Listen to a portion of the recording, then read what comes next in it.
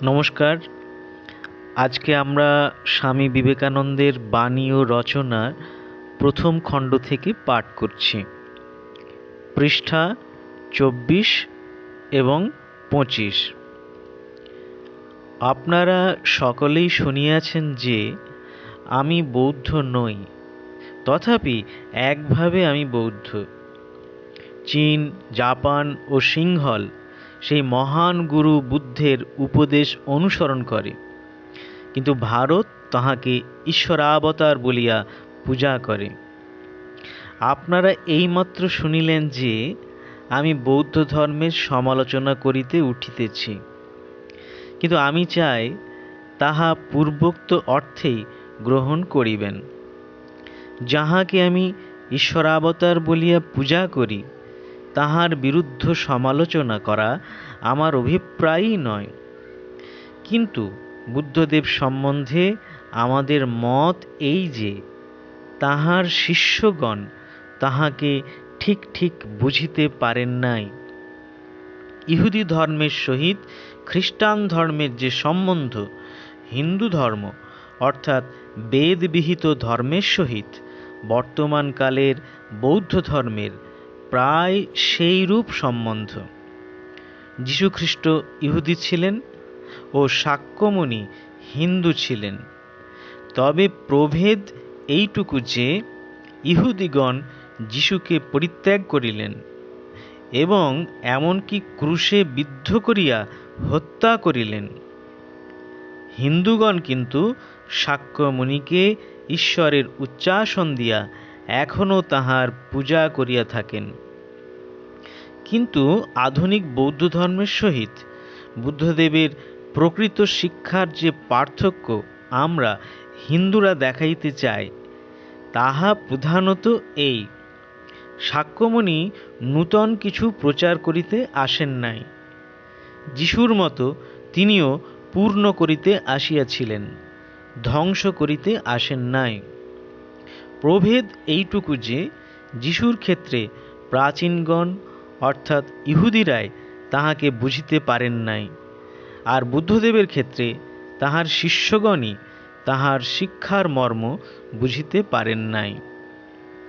ইহুদিরা যেমন যিশুর মধ্যে ওল্ড টেস্টামেন্টের পূর্ণ পরিণতি বুঝিতে পারেন নাই, বৌদ্ধগণও তেমনি বুদ্ধের মধ্যে হিন্দু ধর্মের সত্যগুলির পূর্ণ পরিণতি বুঝিতে পারেন নাই। আমি পুনর্বার বলিতেছি, শাক্যমুনি পূর্ণ করিতে আসিয়াছিলেন, ধ্বংস করিতে নয়। তিনি ছিলেন হিন্দু ধর্মের স্বাভাবিক পরিণতি ও যুক্তিসঙ্গত সিদ্ধান্ত, ন্যায়সম্মত বিকাশ। হিন্দু ধর্ম দুই ভাগে বিভক্ত, কর্মকাণ্ড ও জ্ঞানকাণ্ড। সন্ন্যাসীরাই জ্ঞানকাণ্ডের আলোচনা করিয়া থাকেন, ইহাতে জাতিভেদ নাই। ভারতে উচ্চতম বর্ণের মানুষও সন্ন্যাসী হইতে পারে, নিম্নতম বর্ণের মানুষও সন্ন্যাসী হইতে পারে, তখন উভয় জাতি সমান। ধর্মে জাতিভেদ নাই, জাতিভেদ কেবল সামাজিক ব্যবস্থা। শাক্যমুনি স্বয়ং সন্ন্যাসী ছিলেন এবং তাহার হৃদয় এত উদার ছিল যে লুকানো বেদের মধ্য হইতে সত্যকে বাহির করিয়া তিনি সেগুলি সমগ্র পৃথিবীর লোকের মধ্যে ছড়াইয়া দিলেন। ইহাই তাহার গৌরব। পৃথিবীতে ধর্মপ্রচারের তিনি প্রথম প্রবর্তক। শুধু তাই নয়, ধর্মান্তরিতকরণের ভাব তাহারই মনে প্রথম উদিত হইয়াছে। সকলের প্রতি, বিশেষত অজ্ঞান ও দরিদ্রগণের প্রতি অদ্ভুত সহানুভূতিতেই তাহার গৌরব প্রতিষ্ঠিত। তাহার কয়েকজন শিষ্য ব্রাহ্মণ ছিলেন। যে সময়ে বুদ্ধ শিক্ষা দিতেছিলেন সে সময়ে সংস্কৃত আর ভারতের কথ্য ভাষা ছিল না। ইহা সে সময়ে পণ্ডিতদের পুস্তকেই দেখা যাইত। বুদ্ধদেবের কোনো কোনো ব্রাহ্মণ শিষ্য তাহার উপদেশগুলি সংস্কৃতে অনুবাদ করিতে চান। তিনি কিন্তু স্পষ্ট ভাষায় বলিয়াছেন, আমি দরিদ্রের জন্য, জনসাধারণের জন্য আসিয়াছি, আমি জনসাধারণের ভাষাতেই কথা বলিব।